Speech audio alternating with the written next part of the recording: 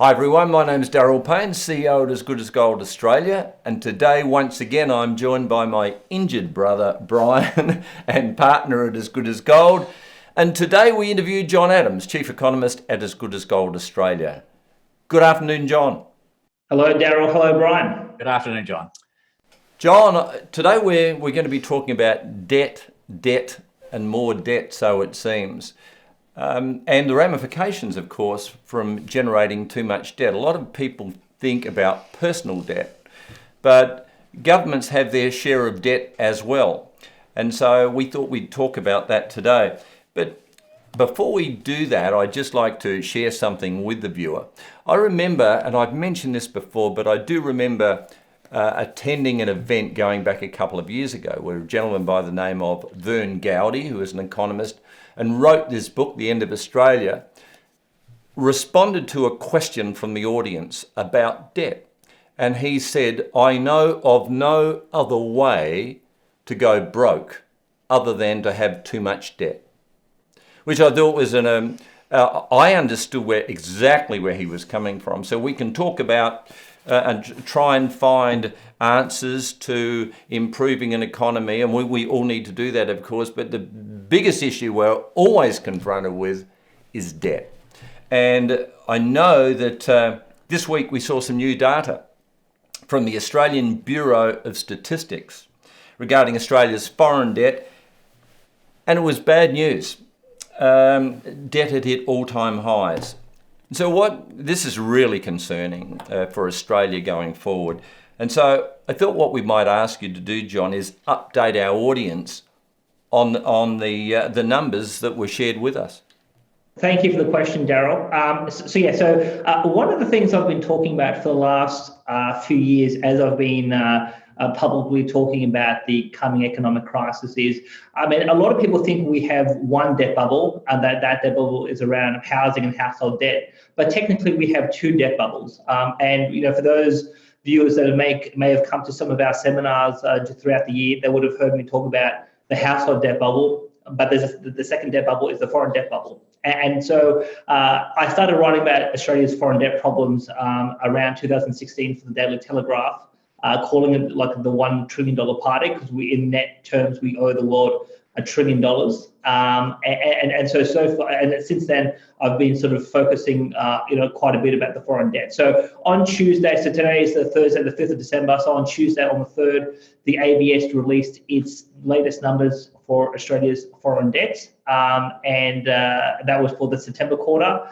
And we did see an all-time high for gross foreign debt and net foreign debt. So just to update the viewers, so the net foreign debt number for September came in at $1.163 trillion. Gross foreign debt for the first time in Australian history, it hit 2.5 trillion. So it was 2.515 trillion for the September quarter in terms of gross debt. So in gross terms, we owe the world about $1 trillion. We owe the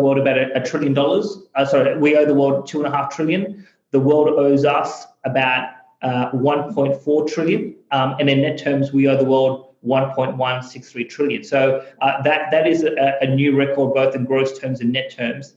What that means in terms of now, actually, before we get into the relative measurements, but I thought I'd just sort of update the audience about where is this foreign debt situated. So about 27% is with what they call financial corporations, i.e. banks. So that's about 322 billion in terms of our net foreign debt. About 44.6% of in terms of our net foreign debt is with non-financial corporations, and that's about $519 billion, and that's largely, you would think that where we do a lot of large scale capital investments, mining sector, infrastructure, etc. A lot of these corporations are borrowing heavily from overseas. And then in terms of the public sector, 27.6% of net foreign debt, or 322.1 billion, that's associated in terms of what the government, and that's state, federal, and local government, what they've borrowed for in terms of foreigners. So that's basically what consists of the 1.163 trillion in terms of net foreign debt. And looking at this in terms of what does this mean relative to the size of the economy, that came also at an all-time high at 61.42%.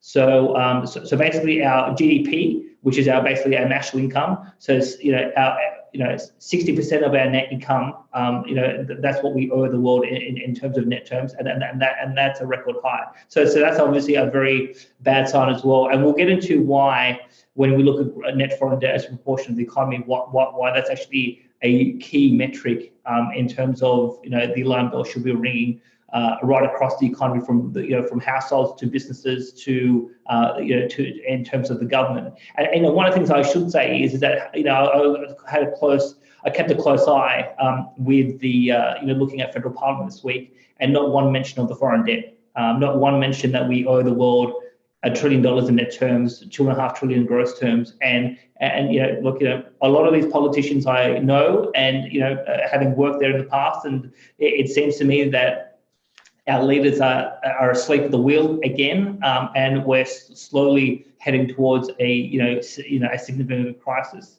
Now, in terms of how much interest do we have to pay on the debt? So if we look at the 12 months to September, we paid about $23 trillion. So we paid $23 billion of interest on the foreign debt of the 1.1 trillion. Now the interest bill, and we'll put up a chart to just show what the interest bill looks like. The interest bill over the last few years has been coming down because interest rates around the world have been coming down. So we are paying in relative terms less interest than we did a few years ago, but obviously the debt's increasing. And one of the big concerns will be is that if interest rates were to go back up, over the next few years, that interest bill will shoot up very, very quickly, and we will have huge problems trying to not only pay back the principal, but to actually just even service the interest.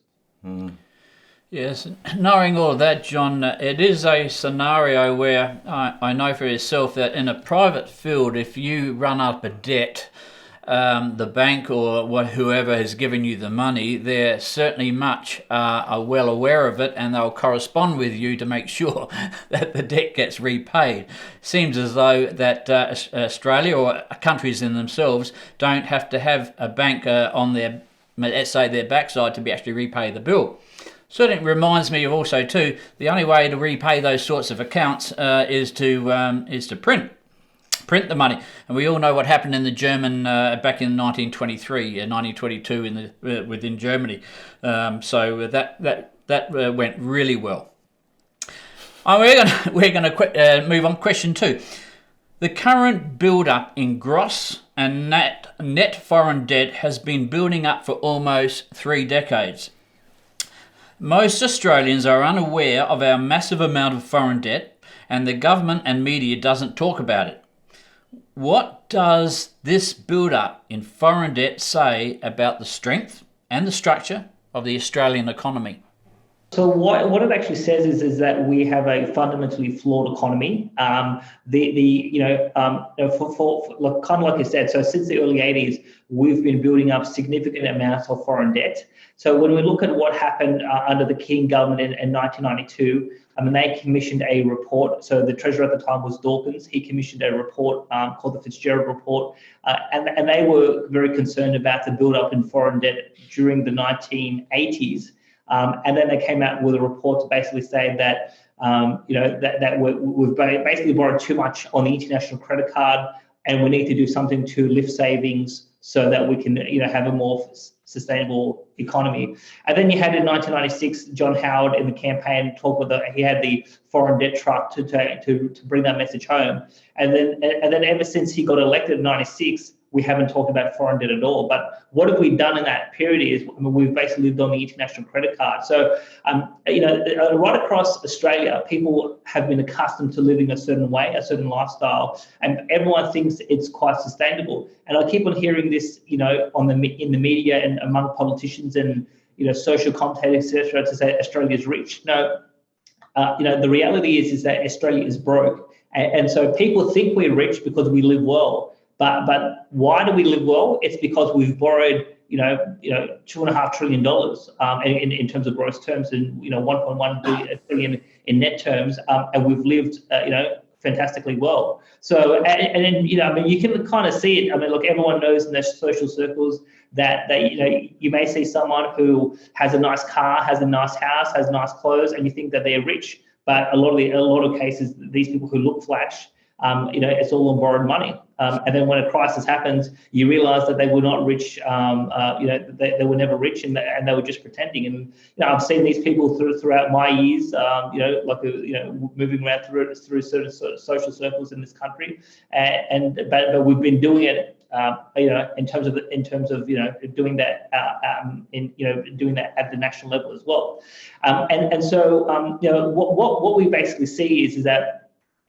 So as an economy, we are just not saving enough money. So we need a huge amount of capital to invest in certain key sectors like infrastructure, like mining, etc. And rather than actually saving that money up to invest that capital, we rely on international creditors to borrow that money. So that we can fund all of these infrastructure projects that drives growth and jobs, etc. But you have that, and then you obviously have about of the 2.5 trillion in gross foreign debt, about $1 trillion of that dollars has been borrowed to fund this household debt bubble and to fund all this consumption. So everyone with these flash houses and flash cars and flash clothes and private schools and all this other stuff, $1 trillion of that money has been borrowed basically from overseas lenders. And then obviously, in terms of the government sector, in 2007, 2008, when John, as the Howard government was ending, the government sector basically didn't owe the world anything because we had basically repaid all the debt, and Howard left the federal government with $70 billion in the bank in net terms. But since then, post GFC, governments at the federal level, but also at the state level as well, have been racking up huge debts. And so that's why, in net terms, the public sector owes $322 billion to our international creditors. So basically, we have a society in denial, a society that's spending too much money, an economy that's not saving enough to fund our investments, and what that means is that we are extremely vulnerable to some sort of international event, or if interest rates were to go up, and our ability to repay this debt or to even service this debt, as the debt continues to go up, the level of systemic risk increases, and we're going to find it harder and harder to meet these obligations. And that's why a couple of economists in Melbourne, Peter Brain and Ian Manning, they published a book in 2017 called Credit Code Red. And in that book, they basically said that we were on track to having some sort of balance of payments crisis where we potentially could default on the foreign debt because the debt is so huge and we have no way of repaying that debt or even bringing that debt into some semblance of control. Well, it seems as though, and we didn't forget, but my point here would be that we're not finding any way to repay this debt, and yet certainly since the financial crisis, or 1991, but we haven't had a recession in this country. So if we haven't had a recession, it means we've had growth, and with all the growth that we've had, we still can't pay back any loans. It seems as though we're skewed, but. Let's see how you answer the next lot of questions we have for you. The IMF has stated that once net foreign debt increases above 50% of GDP, the level of systemic economic risk rises significantly. Can you explain what this means? That's a very good question. So, I've had numerous conversations with Peter Brain and Ian Manning about their book. And I even had a conversation with them this morning just to bring myself up to speed on some technical points. But basically, since the 1970s, we've had 30 or 40 crises around the world which involved countries that have had huge amounts of foreign debt, and the foreign debt has been the catalyst for an economic crisis.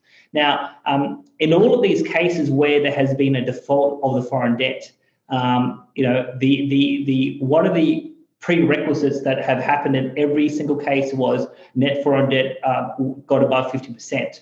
So the Brain Manning thesis is that the precondition to defaulting on the debt is that once this net foreign debt gets above 50%, it's sort of like a red line. You've gone over a red line. Now, once you get over that red line, that's not necessarily meaning that you're going to default, but looking at the last 40, 50 years of history, you don't default on the foreign debt unless if you get above 50%.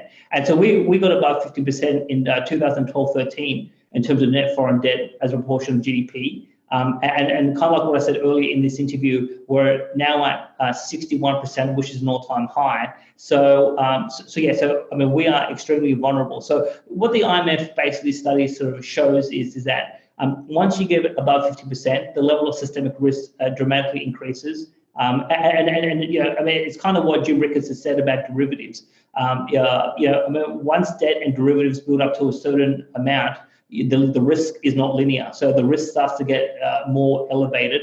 Once the debt builds up, once derivative builds up, etc. So it's kind of like with foreign debt here is, so once you've made this critical threshold, the level of systemic risk goes up quite dramatically. We've ticked one of the boxes on the road to defaulting on the foreign debt, and that means that we are more likely to face a significant economic crisis because of this foreign debt bubble than less likely. Obviously looking at what has happened across 30, 40 examples throughout the last 50 years of history should be concerned to all Australians. Before I go on to question 4, and we've mentioned the IMF in the question 3, I came across an article in the last fortnight here in Australia. The article was all about the German central bank. I just want to read out a passage and then put up a chart, and this will be rather amazing for people who know a little bit about the IMF, but also the way that their thoughts are changing dramatically at this point in time. So I'm going to read out. This is a quote. The IMF considers all financial assets to have counterparty risk, except gold. On page 112 of BPM6, the IMF lists all international reserve assets by descending order. Remember that, descending order. Crowning the lineup is physical gold, followed by cash, debt securities, equity, and finally derivatives. Certainly what you've been talking about. I'm just going to hold up a chart that we'll put up, and at the top you will see that gold is there, and about four items below that they talk about special drawing rights. Now that is the first time I've ever seen the International Monetary Fund put gold before special drawing rights.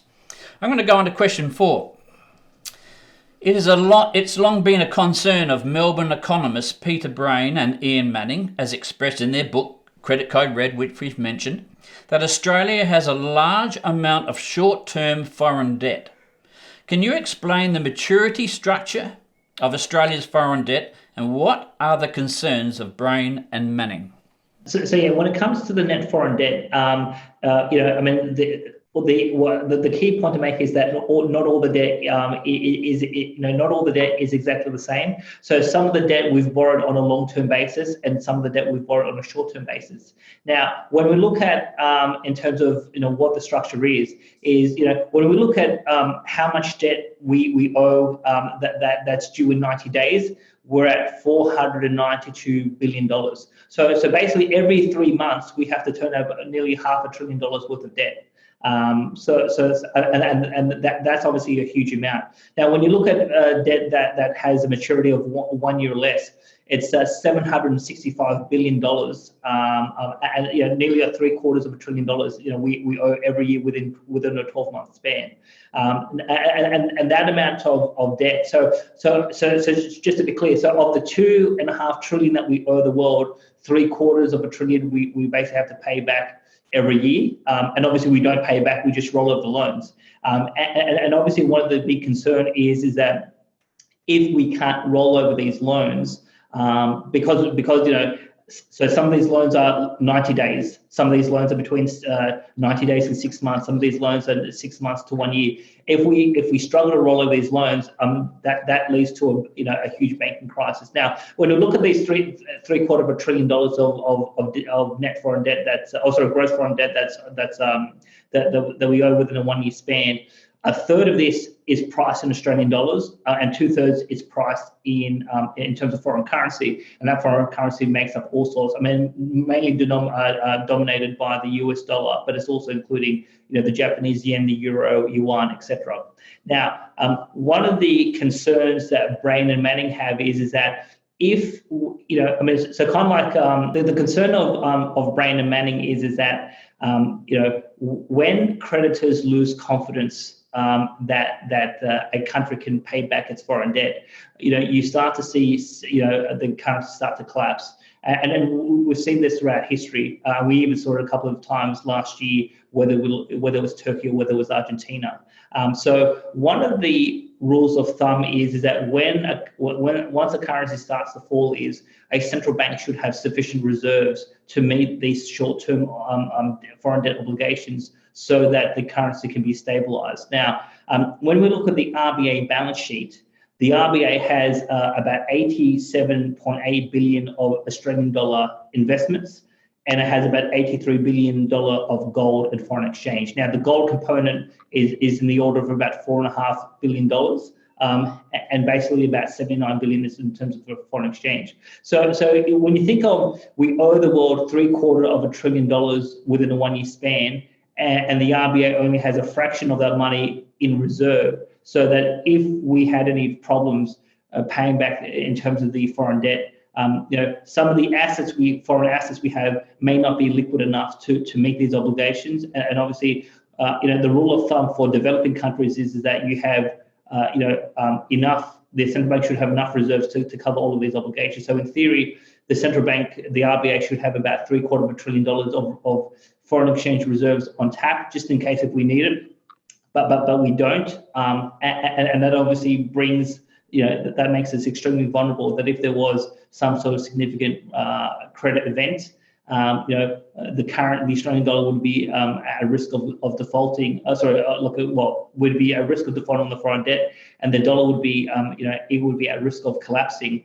Because we just don't have enough reserves to prop up the dollar, and we don't have enough foreign exchange reserves. So that's obviously the concern of Brain and Manning. And when people look at this foreign debt bubble, they have to look at the size of the bubble, but they also have to look at the composition of the bubble, and that's when we get into the structure and the maturity of these gross foreign liabilities. If I'm reading you correctly, John, you've mentioned in the earlier part of the interview the amount of interest we're paying on these debts, but we're not paying off the debts. We're only paying interest off the debts, and then the debt gets rolled over. And this is another subject for another day, but I remember saying we also only have 80 tons of gold, and yet we're the second largest supplier of gold in the world. I think you'd have to agree with me. I think we better step up the ownership of gold to start paying back some of this debt, because I don't see any way of this debt being paid back. It's just being rolled over. So what I'd say, Brian, is look, I would agree with you that we should, the RBA should be, bringing its gold back from the Bank of England and bringing it back into Australia and storing it here. But we should actually be also increasing the amount of gold we have, and absolutely, that's right. Yeah, our viewers would be well aware that the Chinese, the Russians, Turkey, Poland, a whole bunch of European countries, Iran, etc., they're all increasing their ownership of gold. Germany as well started to buy gold in the last month or so, which was a very big event in the gold market. And yet our RBA governor has said publicly that there is no intention to buy gold. The big fear I have in terms of the Reserve Bank is that they're very wedded to the Keynesian framework. In terms of thinking about monetary economics, and they just don't understand what's happening in the global market, and how they should be buying more gold to actually protect the position and the value of the Australian dollar. John, look, this isn't the first time this has happened. It's not a regular occurrence that we have accumulated so much foreign debt, but it did take place in the 1920s prior to the Great Depression. I'm just interested to know how did we resolve the problem then? Maybe we can learn something from that. Things that I think Australians are not fully aware of is that we've had two big depressions in Australian history, 1892 and then the Great Depression. Now, 1892 was worse for Australia because the debt bubble in the 1880s was a household debt bubble, a land bubble that basically resulted in the domestic banks collapsing. Now, in the 1920s, the debt bubble was completely different. It was a government debt bubble. So the federal government, but particularly the state governments, borrowed way too much money, not from the domestic banks, but from all the banks in London. A recent book that I read about this said that the the federal government and the state governments, they owed more to the financial houses in London than all the governments of Europe, Africa, the Far East, the Middle East, and South America combined. So that's how much we, for some reason, for the last at least 150 years, we have an addiction to debt.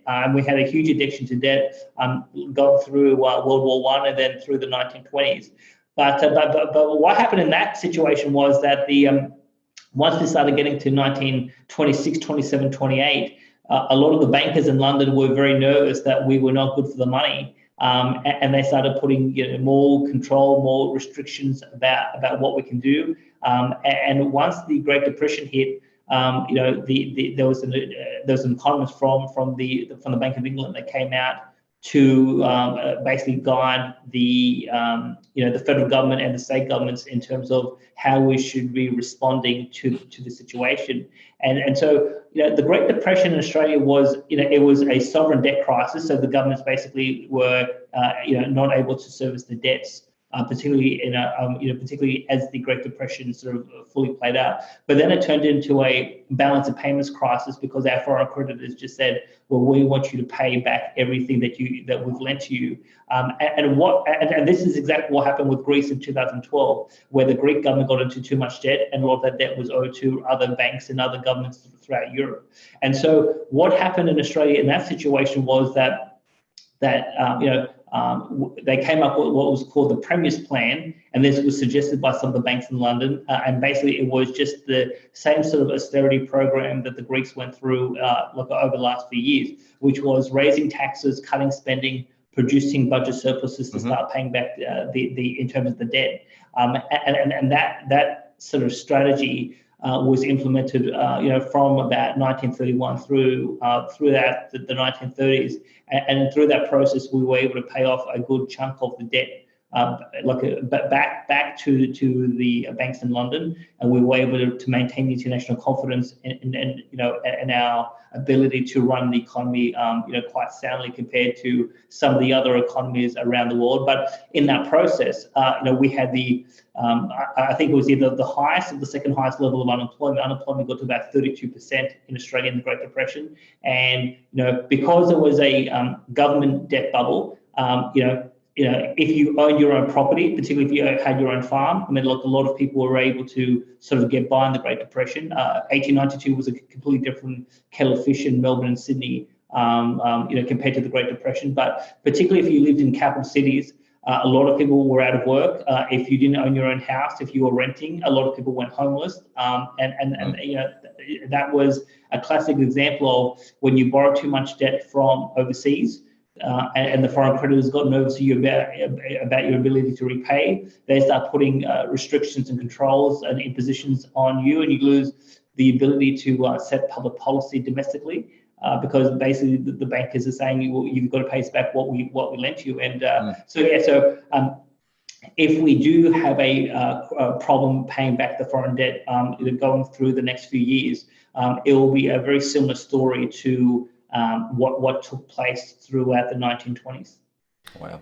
Well, not a lot to look forward to. No, there isn't, Darryl. No. And you may have just answered this question, but my next question was going to be, what would happen to Australia if Australia got into the problems in paying back its foreign debt? Probably a few things, yes. So the first thing that typically happens is that when creditors lose confidence in a country to repay, there typically starts to lose confidence in terms of the currency, and you start to see huge depreciations in terms of the currency. So and we saw this in the Asian financial crisis. So the South Korean currency fell 40% in about 3 weeks. So that was a huge drop. And the only way they stabilized the South Korean currency was they got a bailout from the IMF.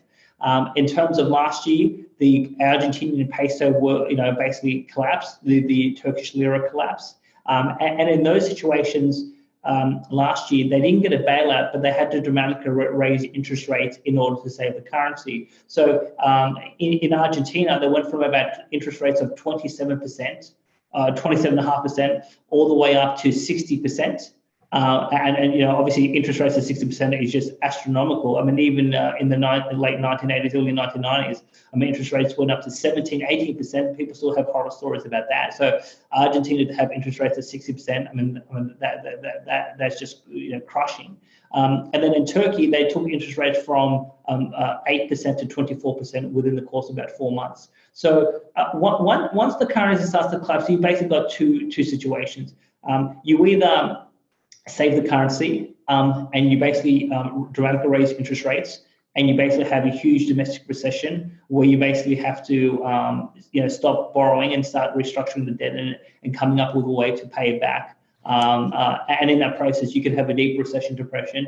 Or if you decide to let the currency go and you say to people, I'm not going to raise interest rates. Basically you have a currency crisis. The currency collapses even further.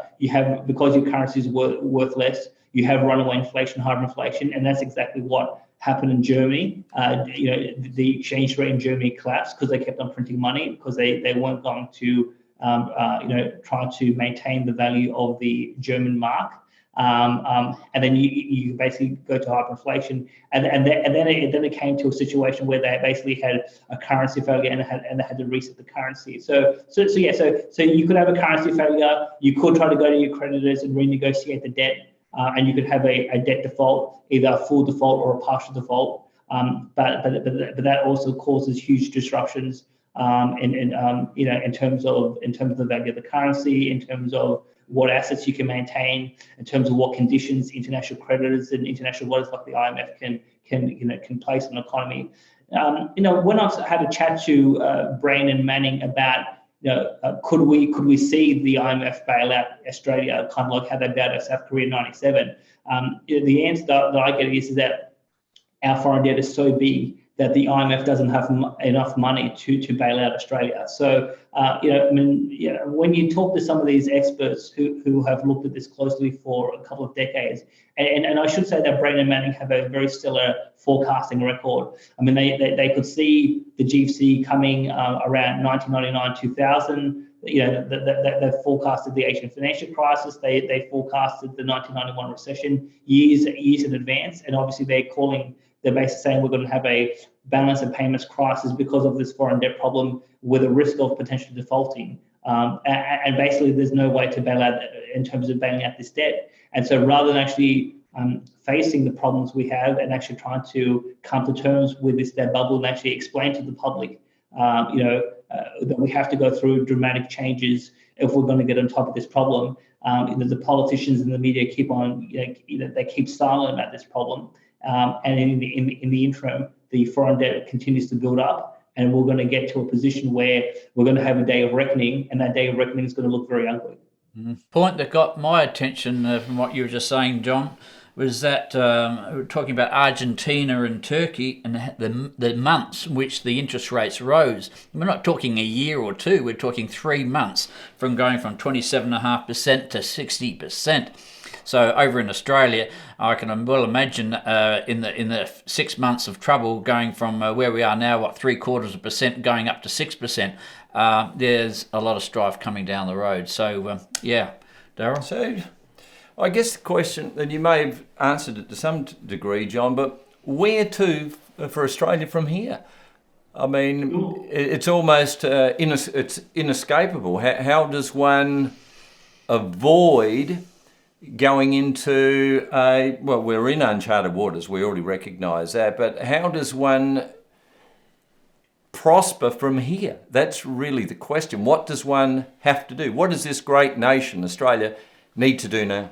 In terms of, you use a particular word in terms of how do we avoid. Now, it's interesting you should use that word. In the last couple of years, when I've been in federal parliament talking to politicians, one of the things I've repeatedly said to politicians is, if you think you can click your fingers and wish away the debt, you're living in a fantasy. We owe this money. We have to come to terms with it. So, kind of like Alcohol's Anonymous. The first thing you have to do is recognize you have a problem, and our politicians and our business leaders and the media, etc., they have to come to terms with where we have way too much household debt, we have way too much foreign debt, and we actually have to come to terms with that. Now, fundamentally, what we have to do is we have to we have to dramatically increase savings, and we have to start paying back a lot of the foreign debt, and we have to start funding our own investments. So if we have investments going forward, whether it's in the mining sector, whether it's around infrastructure or other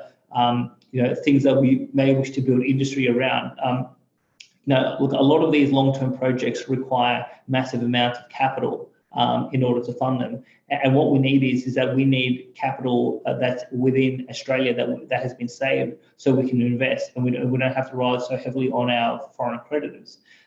So we have to go, I think, through a dramatic shift in expectations about living standards in Australia, but we also have to go through a dramatic shift around public policy. So the first thing, obviously, I would do is raise interest rates, because you've got to send a signal to the market that there's an incentive to save, and that there's a disincentive in terms of borrowing. So raising interest rates has to be first, number one. And obviously, if we look at what we said in last week's episode about unconventional monetary policy, the RBA clearly doesn't want to do that, because they don't want to bring on the recession/depression. Sure. So the first thing we need to do is to basically go in the reverse direction of what the Reserve Bank wants to take us.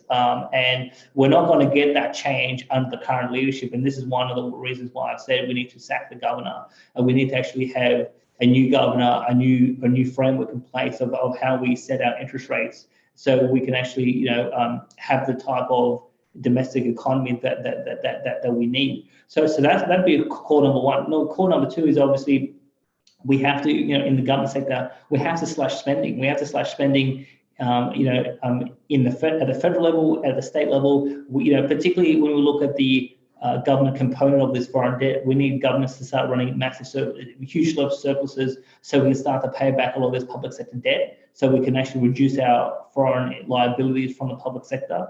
And beyond cutting spending, we have to change the tax system. So so if Australians out there have got say $50,000, well, if you put $50,000 in the bank and you get interest on that, you have to pay income tax on the interest. Yeah. But yet if you take that $50,000 and then go borrow from the banks, well, then you can claim that interest that you got to pay the banks as a tax deduction. So the tax system is geared in a way that penalises saving and actually encourages borrowing. And so there has to be dramatic tax reform to change the incentive structure, so that people get a better deal in terms of a better tax deal around when they want to save as opposed to when they want to borrow. The other thing is that when you look at cutting spending, the international evidence is pretty clear that the more public welfare you provide to citizens, the less incentive it is for people to save. So if you don't have to save for your retirement, if you don't have to save for healthcare, if you don't have to save for unemployment, if you don't have to save for your education expenses, well, you're less likely to save and you're more likely to consume. So by cutting back around the welfare, the health education budgets, you're going to basically say to individuals, no, the burden is more on you to fund these things for yourself. And sure, there should be a safety net for those Australians at the bottom rung of the ladder, but particularly for middle class Australians, that the expectation has to be, you go work, you go save a significant amount of your pay, that you can fund the lifestyle you want, you can fund your children's education and your family's healthcare, and you can put away money for your retirement. And if we were to change, those sort of expectations, we would have, dramatically higher saving rates.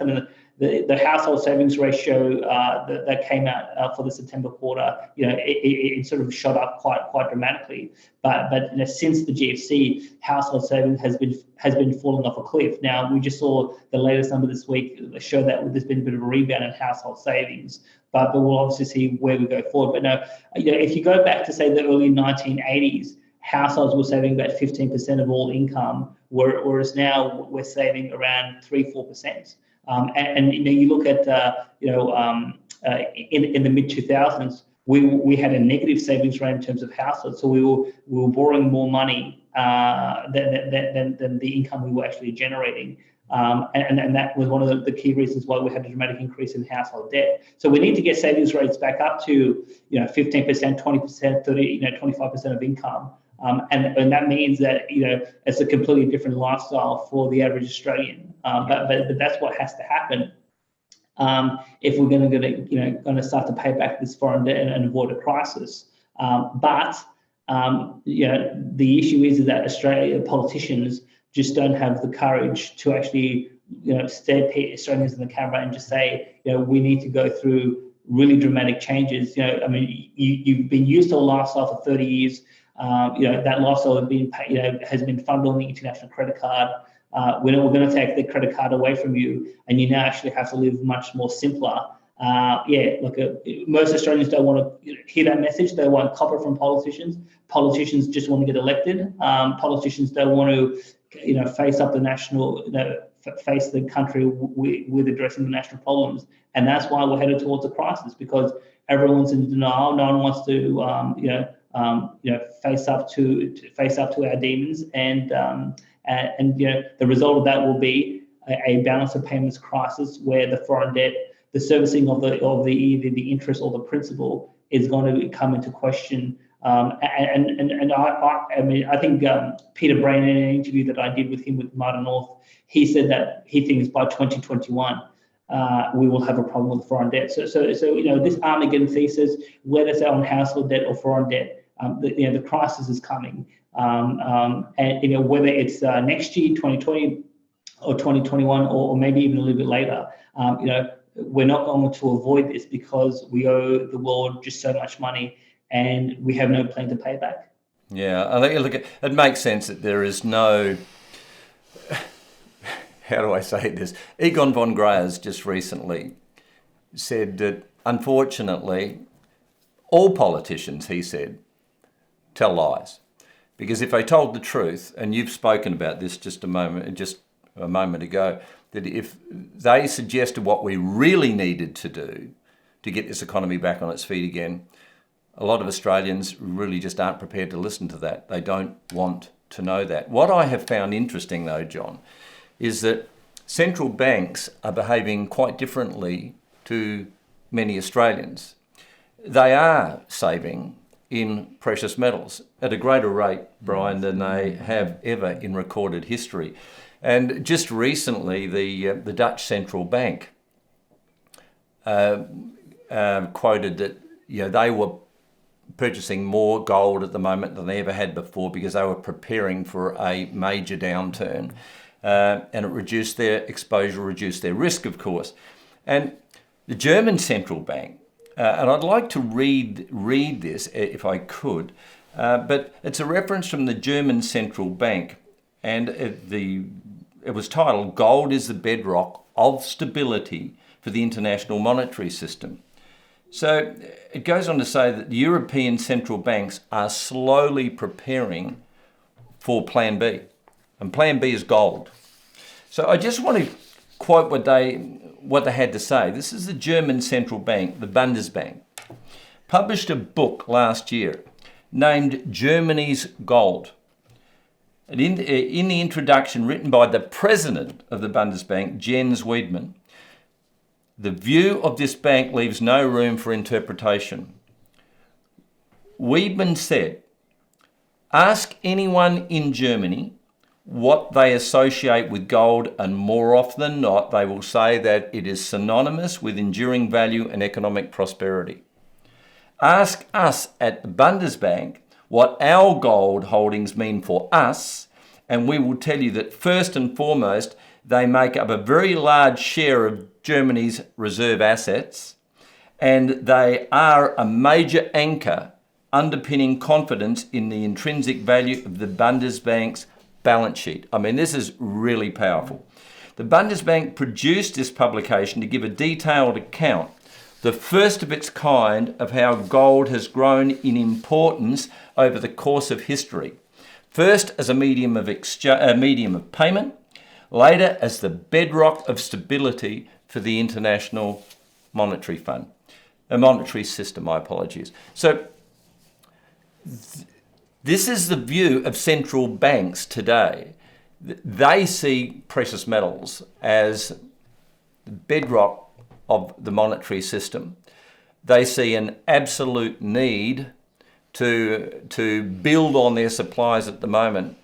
And you'd like to think that Australians would generally look at the economy and view it in the same way. However, hopefully we're getting to them, but unfortunately they've fallen well short, so it seems so far. But so it really is interesting though, isn't it, that the central banks of the world love gold at the moment, see it as a safety net for themselves and their economy, and yet most people just don't recognise it. That's as exactly right. We've just gone past the 40 years of fiat currency, and gold is now starting to raise its head again. So it's just typical of 5,000 years of history. Yeah, I mean, it's Jimmy Sinclair. We refer to Jim all the time, and because he's such an influential person, very, very smart. But Jim says, become your own central bank. And our viewers would have heard us say that before. Absolutely. But become your own central bank. If it's good enough for them, why would you not consider doing the same in this environment? Makes enormous sense. This is coming from a billionaire, with a B, not an M, coming from a billionaire. And we were fortunate enough, a couple of weeks ago, we interviewed Bill Holter, of course, his partner. And he shared some very wise words with us. But become your own central bank. Why would you do that? To give yourself power, influence, control, which is what governments don't want you to have. They want to be in a position where they can influence you and your decision-making process. Gold and silver turn all of that around and put the power back in your hands. John, if you could just share a few closing comments with us, I'd really appreciate that. What you said, Darryl, was very interesting. So I'll make 2 points. When you said that central banks are increasing their sort of appetite for gold, I mean, you are correct. Central banks around the world are starting to shift. The one central bank that hasn't and is stuck in the mud is ours. Yes. And in terms of the Reserve Bank of Australia, I mean, we have 80 tonnes. We've had 80 tonnes since 1997. The RBA has about 12 months ago said on the record there's no appetite to increase gold holdings. There's no evidence that the RBA has decided to buy more gold. Even like Brian said, we are the second largest gold producer in the world. I just had a conversation with an ex-politician today, and we are in desperate need of new leadership at the Reserve Bank, because we need a central bank leader who actually understands what the other central banks are doing, and we need to start buying a lot more gold and to actually have a reserve asset on the RBA balance sheet that doesn't have counterparty risk, and that's obviously why gold is sort of so central to that. But also, I should say that there is evidence that the Russians in particular have been hoarding silver. So the Russians have been doing gold and silver, whereas most of the other central banks have been focusing on gold, and yet our central bank isn't focusing on either. So the second point I'd make is that in terms of Germany, now the reason why when Germans talk about gold and they say it's synonymous with enduring value, and the Bundesbank basically says that it is our primary number one reserve asset, is because they've gone through hyperinflation. Germans even today heard all the horror stories. It's in their history books. They know what happens when currency fails. Now, touch wood, we haven't gone through hyperinflation in Australia. But yet we're doing all the things necessary that would lead to hyperinflation, because we basically have so much debt. We have a central bank, that's hell bent on printing, much more currency, much more credit into the system with all this unconventional monetary policy that we had a chat in our last show, and yet, kind of like what some of our, in terms of some of the international people that we've interviewed, like Holter and others, some central banks. And some of them are the more Western central banks, like the Bank of England, the US Federal Reserve, and our central bank. We are hell bent on printing money, and Germany knows what that means, and our economists and our people don't know what that means yet. But and I've heard this, I continue to hear this all the time. Where Australia's special, we're different. It doesn't happen to us. Well, again, no fiat currency in the world has survived, particularly when you have politicians and bureaucrats and central bankers that are printing too much of it. And we are on the course of a foreign debt crisis, a currency crisis, and it's time to wake up before it's too late. I think Australia is playing musical chairs at the moment, John, and I think we're about to have not one left for us to sit on. So, Darryl? Well, there it is. There it is. We're heading into very uncertain times, and it needs serious preparation. And John, you've presented a wonderful case, and really appreciate your input today. As always, of course, very well prepared, and we thank you again for your commitment today. Having said that, I would like to thank our viewers as well, of course. Our viewers and subscribers for supporting us in the manner that they do. And so thank you again, and until next time, stay well, stay focused, and bye for now. Bye for now.